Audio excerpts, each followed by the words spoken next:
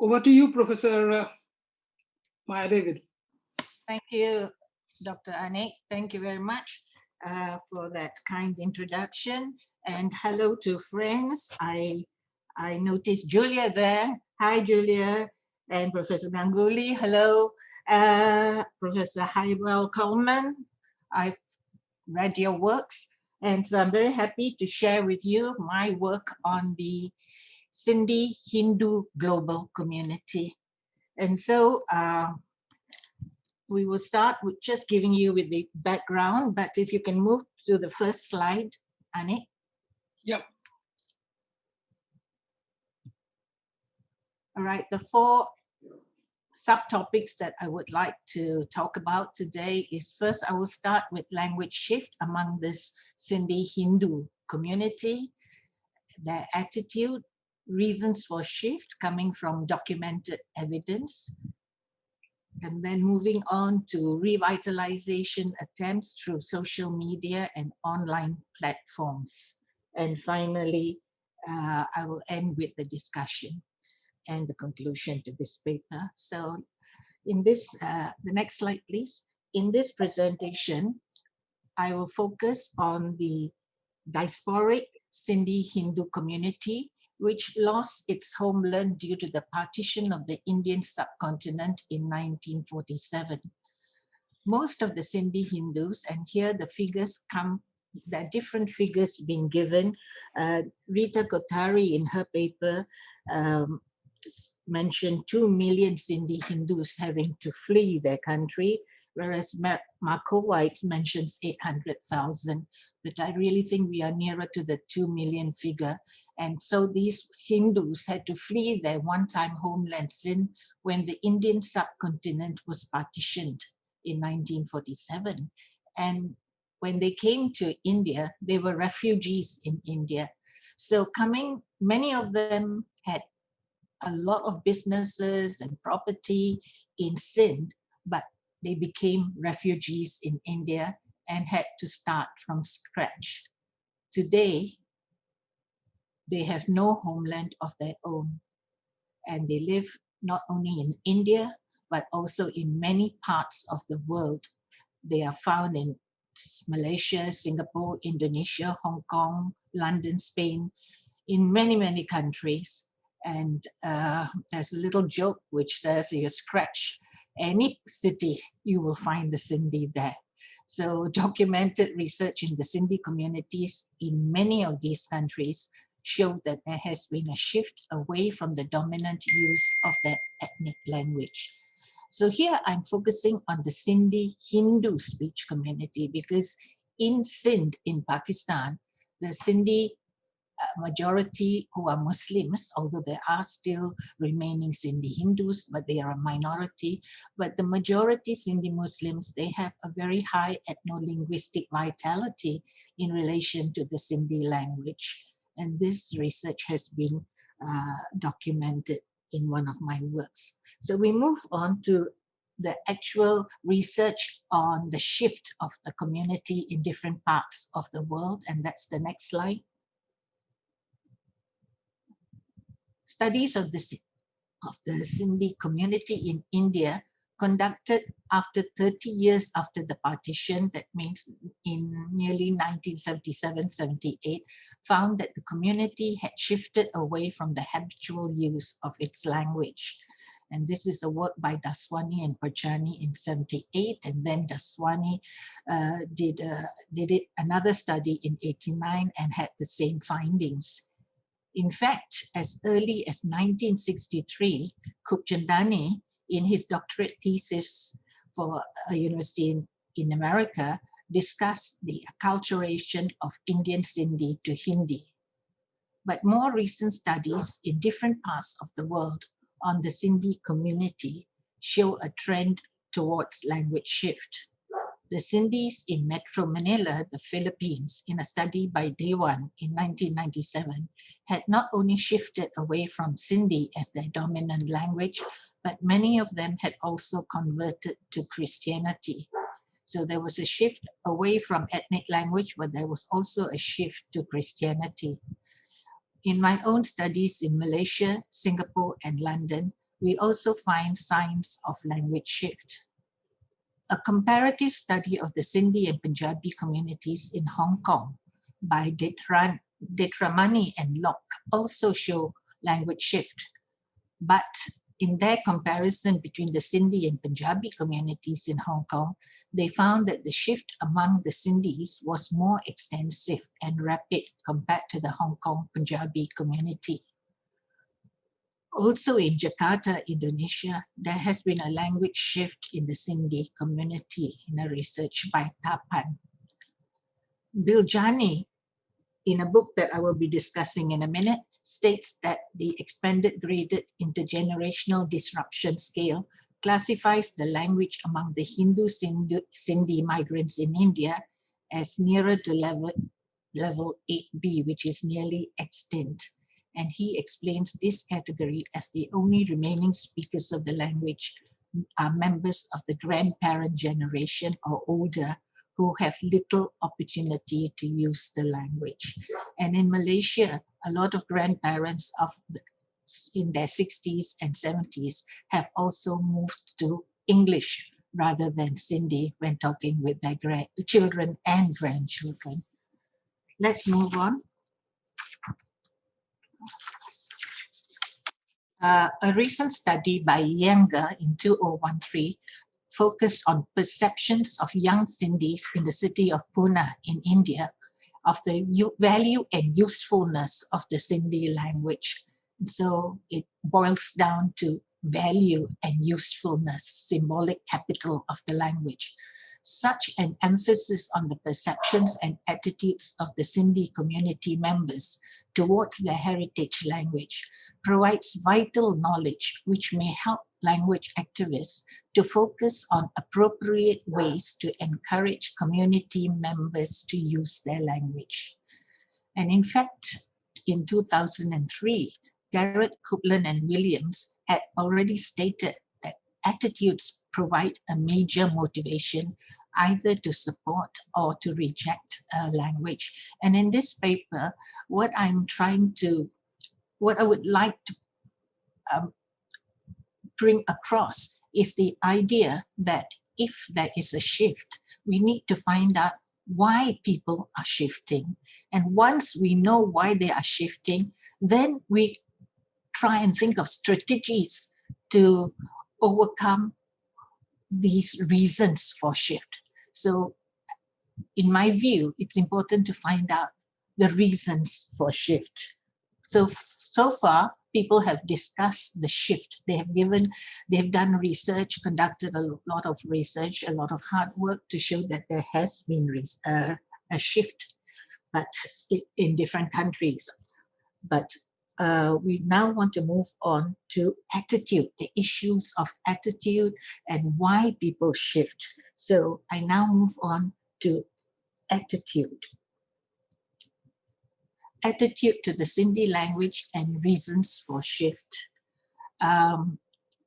We need to find out the reasons. This information is very useful for language activists planning to revitalize use of the language so that they can come up with appropriate strategies.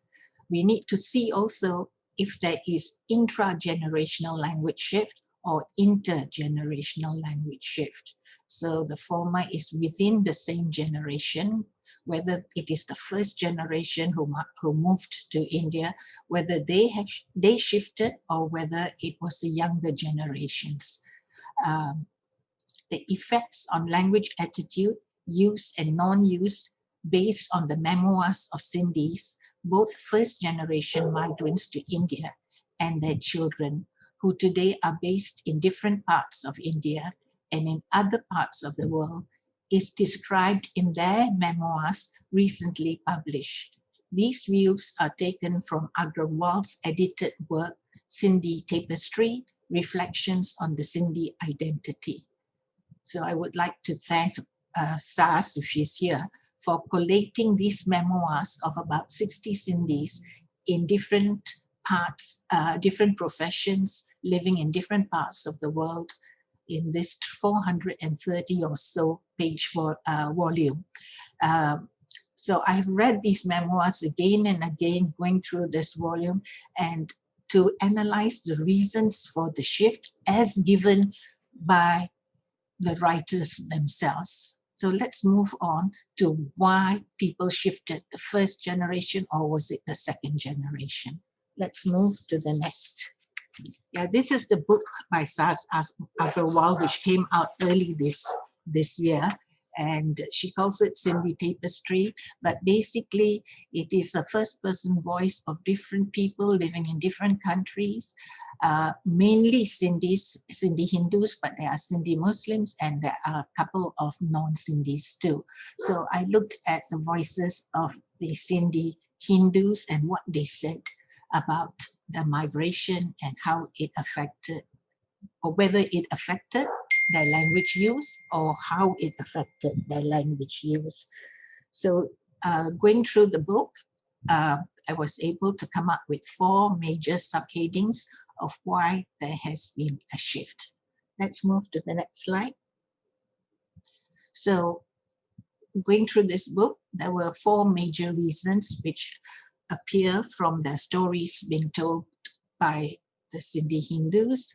Number 1, or A, is realization of life as a refugee, attitude of the first generation itself, and assimilation by the first generation. The second issue is negative prejudices to the refugees and their language, teasing, taunts, and their need to hide their identity. And we are talking about when they first came to India as refugees. The children of the first generation and their enrollment in boarding schools where English was the medium of instruction, and the attitudes of the younger G2, the second generation, who consider themselves today as global citizens, and their attitude to the Sindhi language. So let's move to the first one, realization of life as a refugee. All right, and these are quotes which I have taken so that their voice is being heard. Ritesh Uttam Chandani says, "My parents neither spoke to me about partition nor life in Sindh. And my dad was in fact not very kicked about me learning Sindhi for obvious reasons." And much later in the book, he says, I now realize my parents didn't speak much about their experience of partition because they were keen on a new beginning. And I put this in bold to highlight the major points. They were looking for a transition from refugee to citizen. The past has to be dumped to some measure for a fresh start. So some cultural collateral damage is bound to happen at such junctures.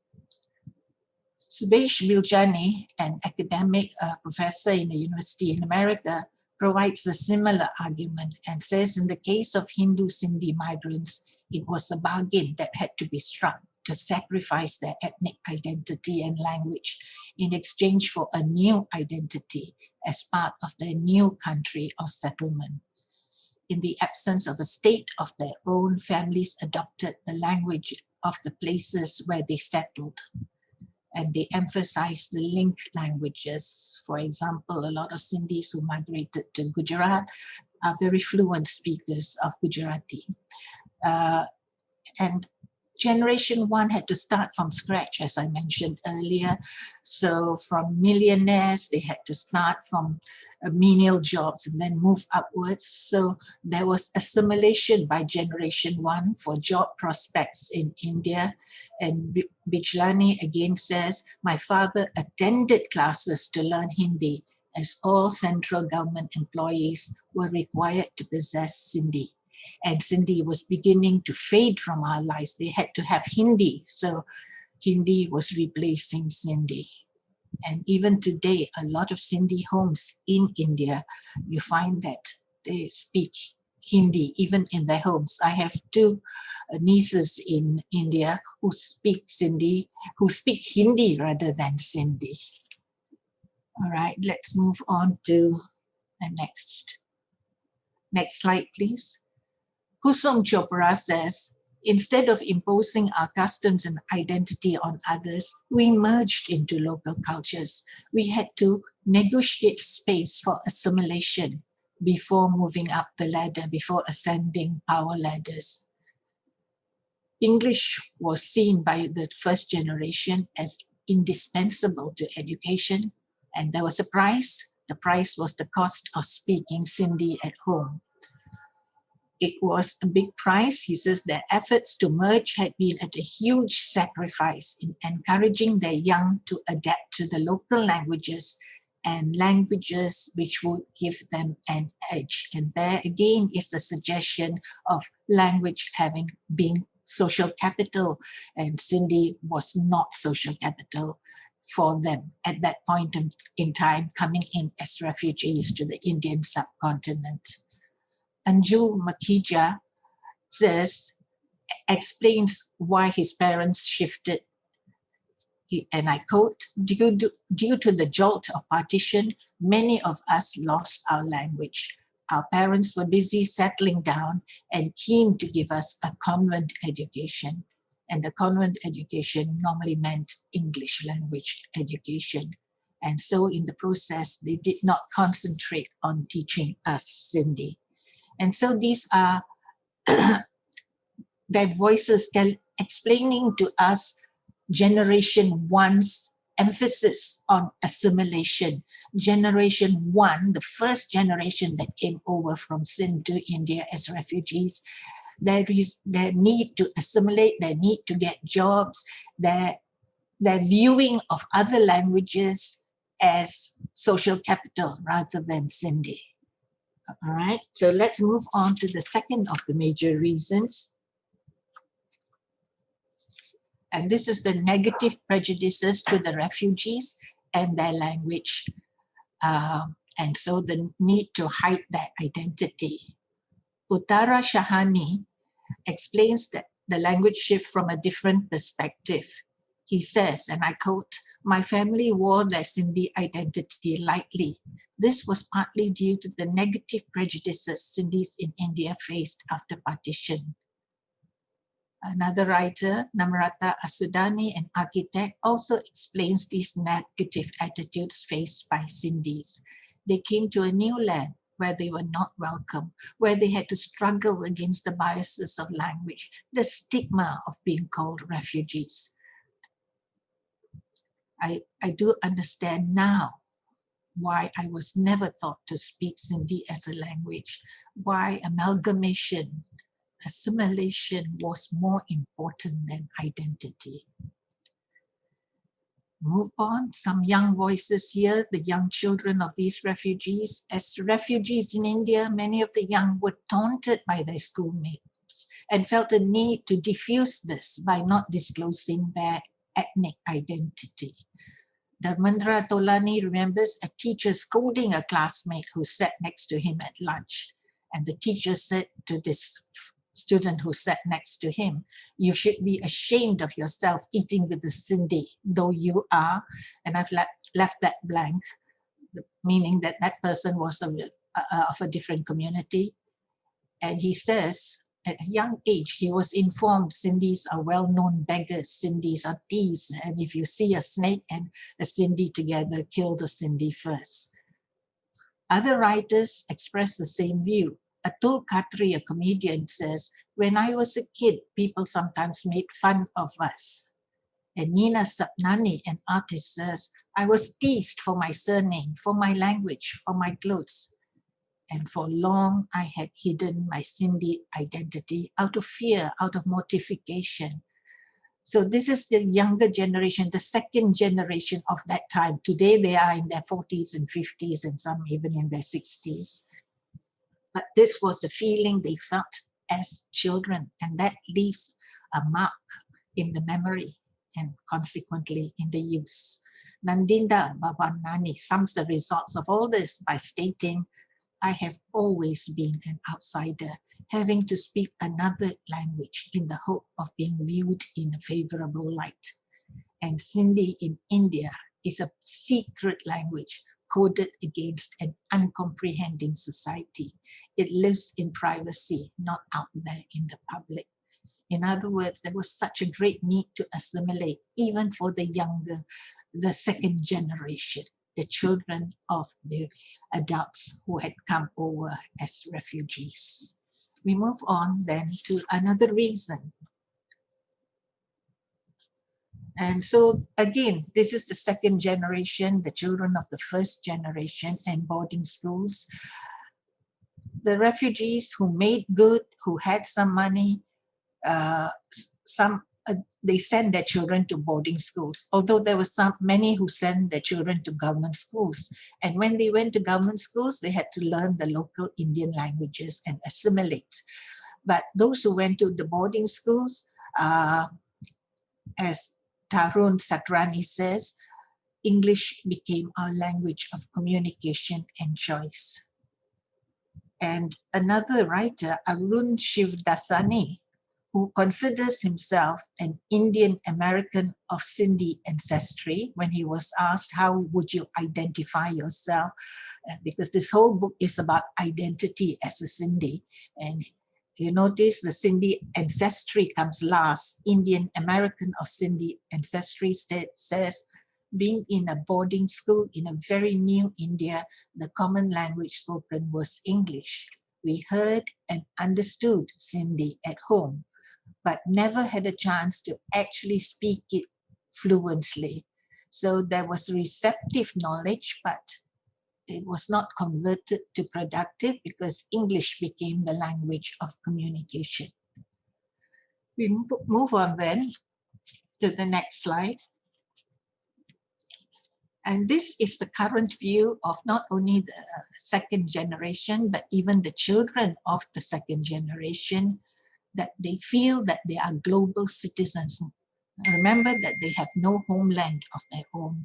There is no part of India, the Indian continent, which has a state called Sindh. So they dispersed throughout different parts of India. And what is their attitude to the Sindhi language? The Sindhis became global citizens, moving from country to country.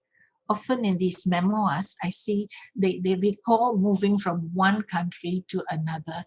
So they move from country to country, and this affects their attitude to the heritage language. It shifted drastically. This is their attitude. Some saying, can't read or write Sindhi? No problem. I'm living the life of a global entrepreneurial and family-oriented Sindhi. So it was the values of being a Sindhi, family-oriented, rather than the language itself. That wasn't important. And if it was one person saying this, it's okay, but we find again and again the same notion being expressed by other writers. And this is reiterated by Menka Shivadasani, who also considers herself a global citizen. She says, what difference does it make whether my children are fluent in Sindhi, Gujarati, French, or Japanese? They must grow up not to be lords of a minor locality or corner. They must grow up to be princess of the world. And again, she goes on to say, sorry, go back to the previous ones. Sindhis have made the world their home. Raj Lalchandani, speaking of the achievements, because the Sindhis have moved up from a material point of view, from an economic point of view. And so he says, we may not know our language perfectly, yet we speak many foreign languages. We don't have a homeland, and yet the world belongs to us. So this notion of a language being your identity, being a marker of your ethnic identity, is not with many of these young people who are expressing their views that they are global citizens, that they move from country to country, and the language is not important. We may not know our language perfectly, but we speak many foreign languages fluently. So there's a plus point in knowing other languages. And the world is ours. We don't have a state of our own. All right? So these are their voices as seen in the book edited by Sas Agrawal. And now we move on to the next phase of my paper. Oh, we've got a little bit more here. Notice what Arun Shivdasani says of his own children, and now we are talking about the third generation, and this is the attitude of the second generation to the third generation. His children and his grandchildren. He says they do not speak or understand Sindhi, but are aware of their heritage through their closeness to the rest of the family. So it's the value system of the Sindhi community, like importance of family, importance of closeness to the family, to the rest of the family. And Bojwani also emphasizes values being important. Ultimately, he says, although whether we use Sindhi or other languages, it is the values that impart, that reflect our culture. So where Joshua Fishman many years ago spoke about language being part of our identity, here the Sindhis are talking about value system, the cultural values, not the language per se, but the values that reflect that Sindhi culture. So our heritage, he says, is the values we were given. And another writer who considers himself a Spaniard and a Canarian, he lives in the Canary Islands. He considers himself Spaniard first, Canarian second, of Indian third, and Sindhi origin. And these are their own words, right? So they say these values, what are these values? Closeness to the family. And one of the writers says, our children married to Americans do not speak or understand Sindhi, but are aware of their heritage through their closeness to the rest of the family. As I said, it's the value system, the importance of family that seems to be taking the place of the importance of the Sindhi language. In fact, Vimi Sandarangani on page 296 says, even if one is ignorant of the Sindhi language and heritage, a person born into a Sindhi family will always have a Sindhi identity. What this identity consists of has not been elaborated, but Gitanjali Kauru categorically states that it is our business ethic passed on from generation to generation that lends to our identity. And this has again been quoted by many writers who say that the Sindhis are today doing so well. They have done well from a materialistic point of view. They are very successful, and that's because it's not only because they are hardworking, but it's their business ethic that has helped them to become successful. In a paper, which I'm not going to go on at length here, but in a paper on Malaysian Sindhis, they were asked, why, if you don't speak your language, what makes you a Sindhi? And this was in detail explained by Malaysian Sindhis, that it was their food, their clothing system, their value system. And again, it was value. We are hardworking, we are friendly, we help people, we are open to visitors. So that came out as their identity, not so much the language per se. Right? Let's move on.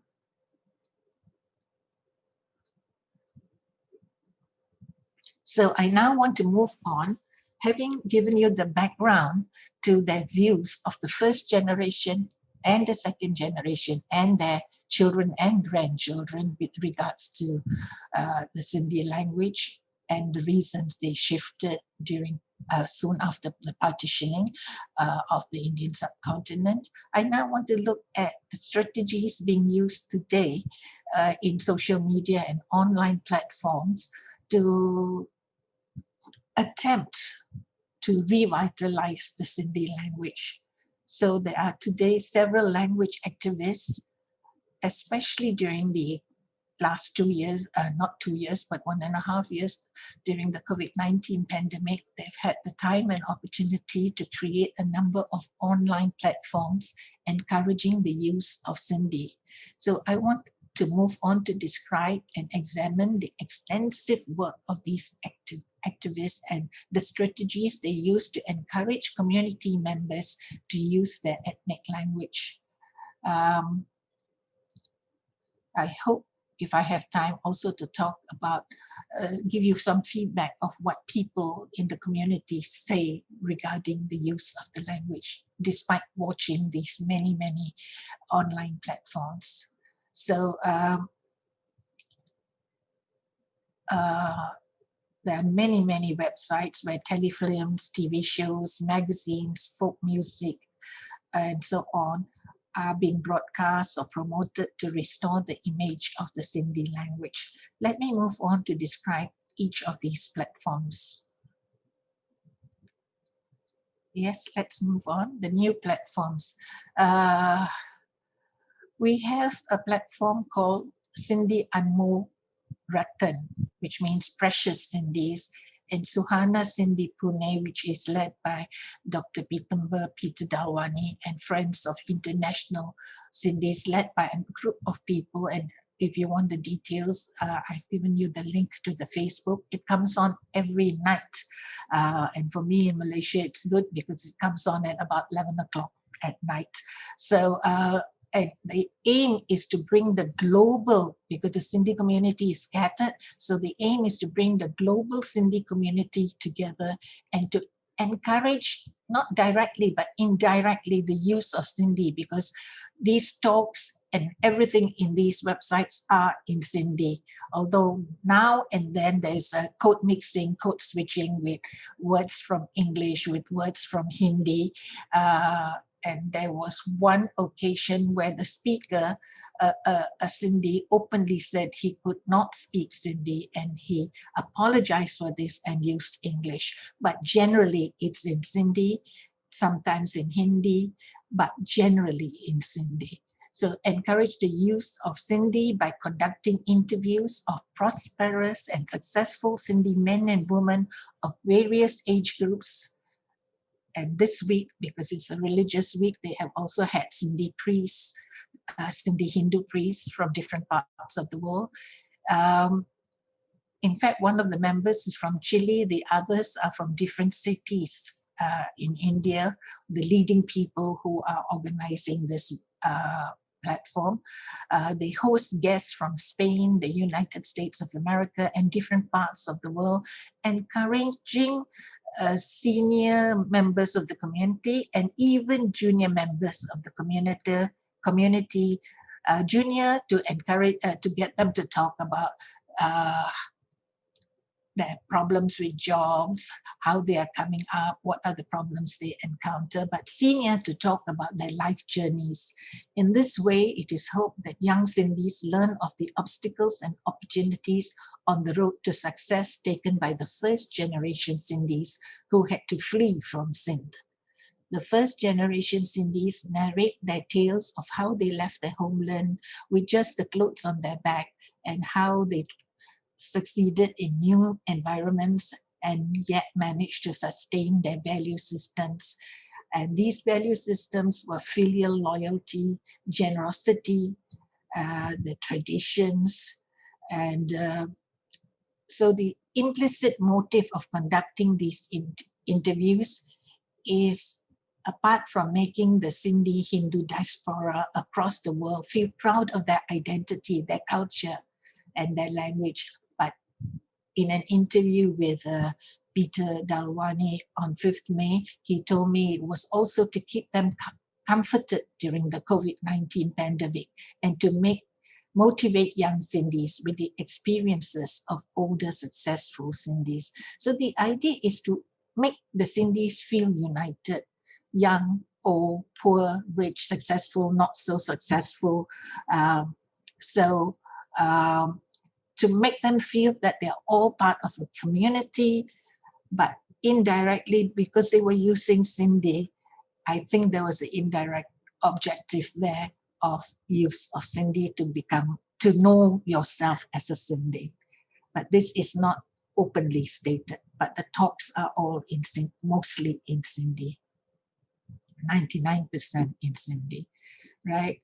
as I told Dr. Peter, that my own receptive knowledge of the language and now productive knowledge of the language has increased by just listening to these talks every night. And his response was, that's good. That's what we want people to understand the language.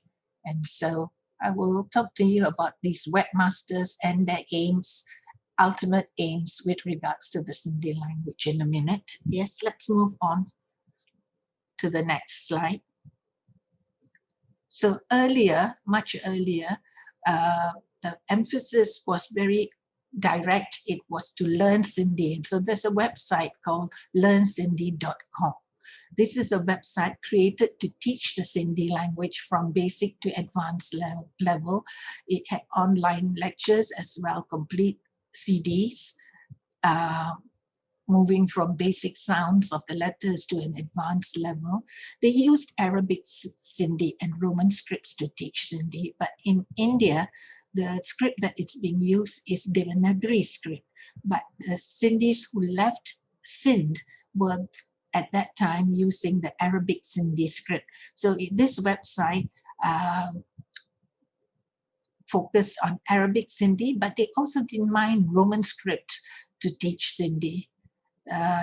The main person involved in these websites for this earlier website is Asha Chen, and she's actively promoting the site for teaching and learning the Sindhi language through all levels. She also teaches Sindhi through web resources, conducts seminars, workshops, and conferences to revitalize the Sindhi language among the diasporic community. She worked a long time in Dubai trying to do that, and now she's moved back to Bombay, to India, and is trying to do the same thing there. But during this period, it's not so easy, so it's through online resources. Now, she also realizes that the mothers, the generation of mothers have stopped using Sindhi in the home. So she constantly, through her video clips, requests Sindhi mothers to speak Sindhi in their homes. In her introduction to the online site, she urges the parents to learn Sindhi. So parents too are being motivated to learn Sindhi, because otherwise the third generation is not going to even hear Sindhi in the home.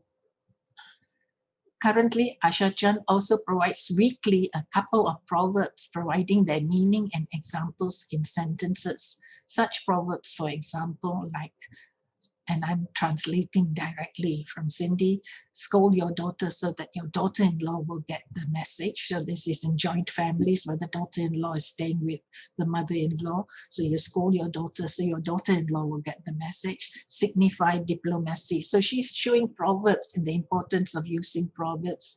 And she also has recently produced Sindhi drama programs to depict value systems. And more recently, sentences being translated from English to Sindhi by a young actor. So the Facebook Sindhi group is Amanji Asha, which according to the Facebook link has so many members spread over 103 countries. Well, you can have many members, but what we need to see is the use of the language through these programs. Is the language being used in the home? So Asha Chan uses many, many strategies to do this. And let's move on to the next slide. Sindhi Sangat is another website, and the literal meaning of Sindhi Sangat is Sindhi friendship or Sindhi brotherhood, Sindhi people getting together. And this website produces many things related to Sindhi language, literature, culture, and has various modes and sub-means to encourage the community to use their language. For instance, Sindhi families are informed of an annual competition online to promote the Sindhi language by focusing on young children and indirectly on their parents. How were the parents involved? Children were asked to prepare one nursery rhyme and participate in an annual international nursery rhyme competition, which offered attractive prizes like tablets, iPads, and so on. parents had to be involved as they had to help their children to memorize a poem and shoot the videos. And the organizers promised that video clips of all the children would be on YouTube, Sindhi Sangat Kids, and the mothers would be given credit. So you see, indirectly involving the mothers, because the mothers themselves were not using Sindhi in the home. As I explained from the stories of the first generation and second generation, their attitude towards the language. So the mothers had to be persuaded to use the language. And so this was through prizes, through Sindhi competitions of nursery rhymes, and through attractive prizes like iPads. One of the methods used by Sindhi Sangat to revitalize Sindhi is the read and write section in the site. This section is further classified into Sindhi articles, but note there are also English articles. There's music in Sindhi and English. There's Sindhi books, Sindhi short stories, and nursery rhymes targeted at children and also older learners, intermediate and advanced learners, to learn the Sindhi language. But I noted that some of the stories are also in English. Sindhi stories in English encourage the idea that the knowledge of the rich Sindhi culture has to be transmitted to the people, even if this transmission has to be in English. So I put this in bold because it struck me that, in promoting the language, they were also wanting to promote the culture, the stories, the literature, the nursery rhymes. And so oftentimes there were translations so that people who didn't have Sindhi could at least understand the value system. Right, we move on then to the next slide, please.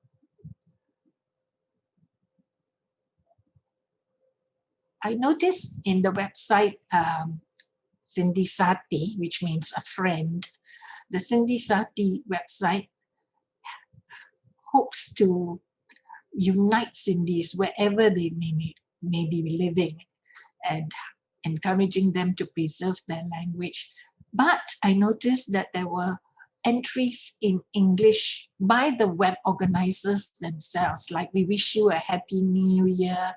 And then there was a Sindhi video contest for youngsters, and this contest and the rules for the contest were written in English and in Sindhi, but in Sindhi they used the Arabic script, and they also were written in English, and they were also written in Sindhi using the Roman script. So I note that the use of English includes those Sindhis who use English in their daily lives. So trying to get Sindhis who had no Sindhi language, trying to get them in, being proud of their identity as a member of the community, but bringing them in slowly through sometimes using English. Again, another website, I'm not going to read the whole thing, but it's called Sindhi Gulab. But again, I noticed, although the emphasis was on Arabic Sindhi, some articles were also published in English. Then there's Sindhi Wood, which is a channel on the Facebook platform presenting comedies in Sindhi. Then there's Sindhi Kitchen, where there's a focus on how Sindhi food is made, and that attracts a lot of people because Sindhi food is held in high premium by the community, although they also eat a lot of other kinds of food. Then more recently, we have telefilms via Facebook, which used to broadcast telefilms every Monday. And of course, we have the normal YouTube programs with Sindhi songs, dances, and stories. So, the social media and online, they're doing a lot of hard work to try and bring the global community together by the use of Sindhi, but oftentimes also using the Roman script, the Sindhi language using the Roman script, and sometimes also speaking sometimes in code-mixed Sindhi English, Sindhi Hindi, and so on, trying to bring the community together. Can we move on to the next slide, please? So let's move on to the analysis. While when there is no intergenerational transmission of the ethnic or heritage language, there will be language loss. If parents do not use their ethnic language in the home domain with their children, there will be language shift. If a language can be lost in some functions and some domains, there is a possibility of salvaging it or reviving it. However, before rushing into activities to revitalize a language, I think it is vital to determine the reasons for the shift, the extent of the shift, and only then carefully think of and activate appropriate strategies to revitalize the language. In short, what I'm recommending is a psychosocial dimension to the study of language shift and language use. Determine the reason and state of the shift. If the shift has already taken place in the first generation of migrants, and if the second generation learns another language in school and hears yet another language in the home domain, there has occurred not only intergeneral shift, but also intragenerational shift. So within the first generation and as a result, even across the generations. So the language activists must be aware of this situation and think of appropriate strategies to revitalize the language. Yes, can we move on? So, as Asha Chand has noticed, if the shift has started in the home domain, activists must be able to change the attitude of the speech community to its own language. The focus should then be on parents and parental agency.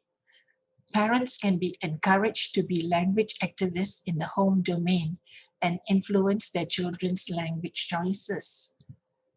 But for parents where it has become habitual, it has become an established habit over the years to use English or any other language, in Madrid to use Spanish, wherever they are trying to use the regional languages. So if they have been so used to using that language, then it is difficult to change behavior patterns, to change the language choices in the homes. So parents have a vital role. Yes, they do have a vital role. And Anik Nandi in his own paper 2018 discusses how parents can influence their children's language learning. But in my mind, there must be a shift in the parents' mindset, their habits, their thoughts, their consciousness. They have to shift from a language they've been using for so long to a language they are not so proficient in.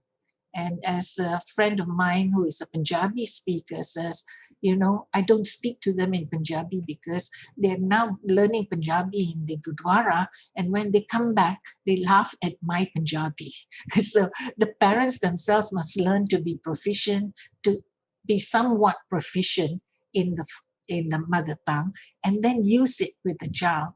But if the parents have been using another language for a long, long time, it's not that easy. It's ingrained in their mindset, in their habits. So there has to be a shift there in the mother generation. And in an interview with Asha Chand a few days ago, she was suggesting that because in India there are some colleges which have Sindhi colleges which have a quota, minority quota for Sindhi children, perhaps, and she's talking to headmasters about this currently, perhaps there should be an interview where the mother and child come in for the interview, and that interview has to be in Sindhis if the child is to get a place under the minority quota. So they're trying to use different ways to motivate parents, and normally because the Sindhi mindset is a very business mindset, so they're trying to see financial advantages, to see language as symbolic capital, to bring them back to the Sindhi language, and this through the entry to colleges under the minority enrollment system in the Sindhi colleges. So that's something new that I myself learned as a result of this paper and interviewing Asha Chand on something new that she's planning to do. So that is my attitude. That is my view with regards to parents' mindset. It's not so easy to change their mindset, especially if they have been using another language for a long time. Next slide, please. No, so where in certain communities, in certain language revival activities, there's focus on books and on documentation of books, on publication of books. But as far as the Sindhi language is concerned,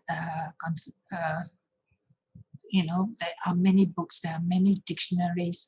There is no real need to document the language at this point in time because there are many books in the libraries and in the archives. What needs to be done is to encourage members of the community to learn and use the language, especially in the home domain with their children. But to do that, community members must be given solid and understandable reasons and also find reasons why they should use the language. So as I said, Asha Chand is motivating young children by organizing song, dance, poetry, story competitions, and providing gift tokens. Using social media, she's encouraging mothers to use the language in the home domain with their children. However, encouraging people to move away from established language habits does not mean this will result in an immediate change. Chand is also, as I said, encouraging principals in schools in certain parts of India to have Sindhi as a subject in the formative years of a child's education. Providing language facilities is a good initiative, but this too depends on the response of parents. In Malaysia, for example, although the Sindhi Association of Malaysia has initiated the teaching of Sindhi, after a short while, parents stopped sending their children to these classes as they felt that school lessons in Malay and in English took priority.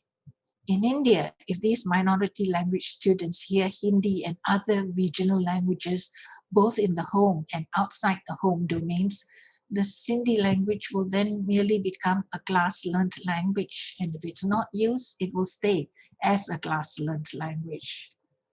So other activists through their respective webinars want to capture the interests of younger community members by presenting them with successful businessmen, actors, singers, film producers, comedians who are all speaking in Sindhi. And they hope to encourage not so much productive use, but receptive knowledge of the language, at least in the first stage. Can we move on? So language activists are doing their best to revitalize the use of Sindhi among Sindhi Hindus. The work of the activists must start with the community, attract the community to the use of the language by providing compelling reasons why the heritage language should be used. One way which is being used by these activists through their websites is to make the community, wherever they may be residing, to feel proud that they are Sindhis, that they have a rich heritage of values, including that of being hospitable, charitable, generous. They have a rich culture, including language, songs, dances, food, and a rich religious tradition, and that they will be helped by fellow Sindhis if they are recognized as Sindhis. And this will happen if they speak Sindhi. So indirectly, there's always a plus point if to be obtained if you can speak Sindhi. In a material world, we have to make Sindhi symbolic capital. And also I noticed that some of the language activists also appear to have reduced their expectations. There appears to be a lowering of expectations for the language restoration program. Some members of the community who are trying to encourage members of the community to use the language have argued that perhaps speaking the language is more important than focusing on written literacy, as the Sindhi script can be written in many scripts, even in Romanized script. So let them speak, don't focus so much on writing. So there is a lowering of expectations by some language activists. Can we move on? When I say this, I thought I'd show you the proof of this. This is group guidelines for Sindhi's Amanji Asha. You see, the ad says post only in Romanized Sindhi or English, so that the post is understood and appreciated by all. So to me, that suggests, if you're saying Romanized Sindhi, that means they won't be able to write Arabic script or Devanagari script. It's okay if you use the English alphabets, but the words should be in Sindhi. Or if you can't, then write in English. Consequently, community leaders are being realistic and dropping their expectations of a return to the written language. Other activists appear to be content with the receptive knowledge of the mother tongue. In fact, in the comments that come up as these webinars are going on, I notice many of the comments are coming up in English rather than in Sindhi, and sometimes in Hindi. In short, language activists may have to lower their expectations of how much and what type of restoration of the mother tongue should occur. Last slide, I think. In short, in a global community which has no homeland and which sees social capital in other languages in their new settings, a more viable approach to restoring or encouraging them to use their language in the home domain and or in ethnic encounters, Sindhi meeting Sindhi, often they use English or Hindi, is to use persuasive discourse strategies to encourage and persuade specific members of the speech community to see value in using their language, but still maintain their multilingual repertoire. We're not saying give up, your other languages, maintain your other languages, but start using a little bit of Sindhi. Members of the speech community, wherever they are, must be made to understand that multilingualism does not automatically result or require a complete shift away from the mother tongue. Members of the speech community have different reasons, as we have shown, why they have moved away from the habitual use or even knowledge of their heritage language. So if there is no knowledge, you're starting from scratch. Language activists must be aware of this. It is hoped that activists determine attitude to the heritage language, reasons for the shift, extent of the shift, and work together with community members, providing them with logical and sometimes even emotional and sometimes even financial reasons for use of their mother tongue.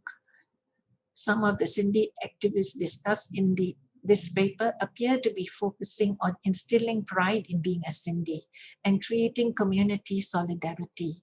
And others appear to be focusing on knowledge of the written script by providing applications for the written script and by providing competitions for children with attractive prizes.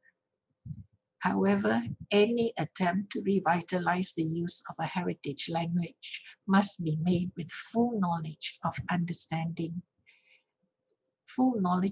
understanding of when and why the shift took place, reasons for the attitude of the community to the heritage language, and then slowly move on to how can we help them to change negative to positive attitude, to change perceptions from negative perceptions to fairly neutral and maybe positive perceptions, and then to use of the language. Thank you so much for being so patient and letting me speak for so long. Thank you. Maya, you have a few more slides, I think. It's okay. This is I actually wanted. This is another research I'm starting to do, but I just wanted to show you what views of people are. And as a Sindhi myself, I find it very easy to get data from people from different parts of the world. And this is an 80-year-old Sindhi man from Vancouver who writes, language shift has started affecting many in many parts of the world where Sindhis have moved after partition. Take the example of India first. Younger generations are now fluent in other languages of India. Good example is Hindi-speaking belt of India, where all young generations are speaking Hindi language fluently, and in many cases English too. They are not fluent in Sindhi. Local cultures are much influenced on them. And as I told you, as a Sindhi, he's moved from country to country, and in Africa, he notices children speaking local languages, Gujarati and South Indians using their languages, but this is not true of the Sindhis. So this is one quote, and a quote from a Malaysian Sindhi is my last quote. A Malaysian Sindhi woman in her 40s, second generation. No, she is actually third generation. Her grandfather came to Malaysia. Her mother speaks Sindhi with her parents, but the mother doesn't speak Sindhi with her, speaks English with her. And so now this woman in her 40s is speaking in English to her children. And she gives reasons why Sindhi is no longer used in homes today, and the disappearance of the joint family system, and the emergence of the nuclear family system. And this is not true so much in India, I think, where the joint family system is still there. English has become the common speaking medium in schools and homes. Growing number of mixed marriages in communities where you are a minority, and wherever the Sindhis are, they're generally a minority, and so there is a lot of mixed marriages. And in mixed marriages, what happens in Malaysia, at least in a lot of mixed marriages, English becomes the home language. Then the fourth reason she gives is lack of advocacy of the language. She says Chinese has more commercial value, and so parents advocate and educate children to pick up Chinese rather than any other language. And she gives an example of her own children watching Korean drama and learning the Korean language. And basically, finally, she says, on where you live, the unavailability of language schools that offer to teach Sindhi. But actually, we've had Sindhi classes and Sindhi lessons by the Sindhi Association, but there's a high fallout rate. So again, that shows attitude and perceptions to the learning of Sindhi. It's not so much the unavailability. But this is the beginning of another research on perceptions of members of the Sindhi community in different parts of the world, why they are not using Sindhi. Right, and that brings me to the end of my talk, and I would love to hear your questions if you have some questions.